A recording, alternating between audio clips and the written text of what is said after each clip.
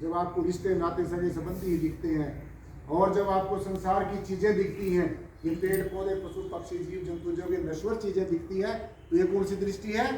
ये संसार की दृष्टि है। अगर आप इसी में फंसे रहे तो फिर कल्याण नहीं होगा जीव का।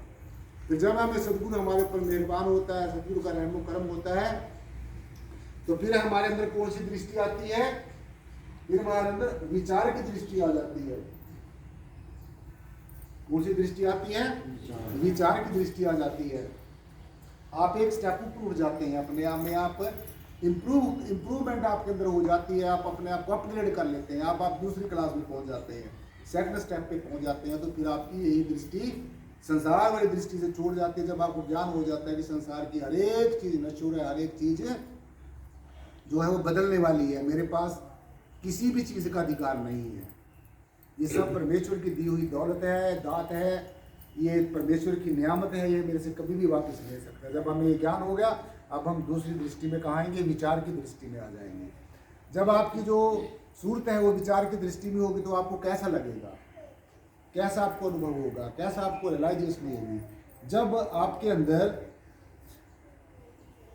विचार, अनेकों विचारों की उथल पुथल, उल जलूल विचार जब अपने अंदर में आने शुरू हो जाते हैं, ये एक नेचर का प्रोसेस है, और इसी नेचर के साथ ही आप लोगों ने जुड़ना है।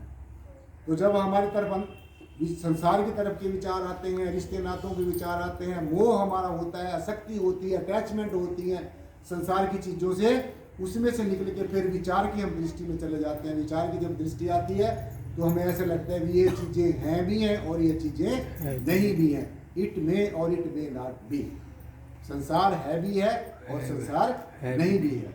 हम द्वैत में, द्वंद्व में पड़ जाते हैं। तो फिर सदगुरु हमारे ऊपर मेहरबानी करता है, फिर हमारी जो दृष्टि है वो ज्ञान दृष्टि हमें मिल जाती है, जो सबसे श्रेष्ठ और सबसे उत्तम दृष्टि है। जब हमें ज्ञान हो जाता है, पता चल जाता है, ज्ञात हो जाता है, ये ज्ञात हो जाता है, भली भांति ज्ञात हो जाता है कि जो ये परमेश्वर इसको मैं ढूंढ रहा हूँ, ये मेरा अपना ही स्वरूप है, ये मेरा अपना ही स्वभाव है, ये मेरा अपना आप है।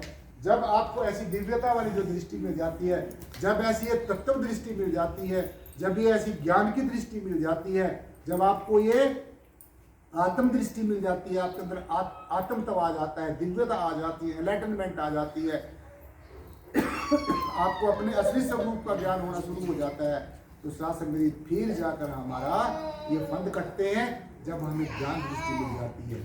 और फिर इस ज्ञान दृष्टि को लेकर इसके अंदर आपने ज्ञान दृष्टि में आत्म प्रक भी होना है, स्थिर भी रहना है, इसमें ठहरना भी है, इस दृष्टि में ठहरना है। और जैसे जैसे आप अपने स्वरूप में ठहरते जाओगे, वैसे वैसे ही साथ संगति आपको वास्तविकता का, असलियत का जो ज्ञान है वो होना शुरू हो जाएगा, और आप अपने असली स्वरूप की तरफ बढ़ना शुरू हो जाएंगे।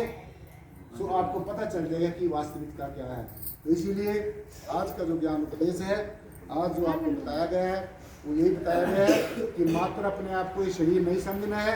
आप शरीर नहीं हो, आप इस शरीर के अंदर रहने वाली आत्मा हो, आप इस शरीर के ऊपर राज करने वाली आत्मा हो, आप इस शरीर के गुलाम नहीं हो, आप इस शरीर के स्वामी हो, आप प्रकृति के स्वामी हो, आप प्रकृति नहीं हो, आप क्रिएशन नहीं हो, आप क्रिएटर हो, आप शरीर नहीं हो, आप आत्मा हो, आप बदलने वाले नहीं हो, आप परिवर्तनशील हो, आपका जो स्वरूप है अजर अमर और अविनाशी होने वाला है। तो जब आपको ऐसा ऐसा ज्ञान हो जाएगा, ज्ञान के साथ में बोध हो जाएगा, तो फिर हमारे जो संसार के बंधन है वो कटेंगे, हमें आज़ादी मिलेगी। हमारी जो जीवात्मा इन पांचों के पांच तत्वों, प्लीज भाई, पांचों के पांच तत्वों के अंदर जो कैद में है, जो हमारी आत्मा जैसे कैद कर देते हैं, जो काम, क्रोध, लोभ, मोह, अहंकार, इन पांचों चोरों की जो कैद में है, गिरफ्त में है, इन पांचों तत्वों की गिरफ्त में है, मन, बुद्धि, चित्त और अहंकार की गिरफ्त में है। तो इनसे हम फिर शब्द के साथ हम लोग जुड़ जाएंगे। सूरत और शब्द जो है हमारी जब एक रूप हो जाएगी, सूरत हमारी शब्द के साथ जुड़ेगी, शब्द को सुनेगी, अनहद शब्द को सुनेगी, इस दिव्य शब्द धुन को सुनेगी जो हमारे अंतर में हर समय हिलोरे ले रही है, जो दिव्य शब्द धुन हमारे अंतर में हर समय हो रही है, जिसको हम गुणात्मक नाम कहते हैं। तो इस शब्द धुन का ही अभ्यास करना है, बाहरमुखी की बजाय अंतर्मुखी होना है, साधनों की बजाय साधना करनी है, बहुदेववाद की बजाय एकेश्वरवाद में विश्वास करना है, एक ही ईश्वर को मानना है, एक ही ईश्वर सब जगह है, एक ही ईश्वर हमारा अपना आप है। तो ये जब बातें बड़ी भांति पता चल जाएंगी तो हमारा जन्म जन्मांतरों की जो पहेली है सुलझ जाएगी, भगवत प्राप्ति का हमारा सपना साकार हो जाएगा और हम अपने प्रति जागरूक हो जाएंगे और हमारा जो जीवन है मंगलमय हो जाएगा, कल्याण में हो जाएगा। इन्हीं शब्दों के साथ आज की जो ज्ञान चर्चा शास्त्र विषय पर संपन्न होती है। बोलने में तो त्रुटि है, उसको बार बार क्षमा का याचक। एक बार सदगुरु भगवान के नाम का जय घोष जयकारा, जिनकी अपार कृपा से आज हमें ज्ञान चर्चा सुनने का सौभाग्य प्राप्त हो। बोलो सदगुरु भगवान की जय। जो बोले तीस बलिहार सदगुरु साहब बता सिंह जी महाराज की जय।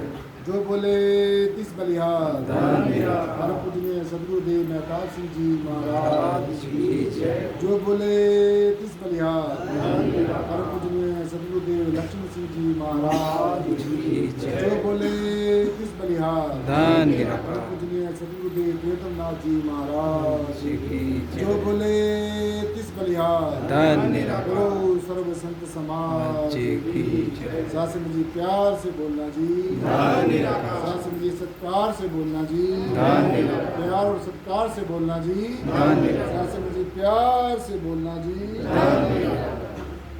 सतगुरु स्वामी ज्ञानार्थ जी महाराज की जय।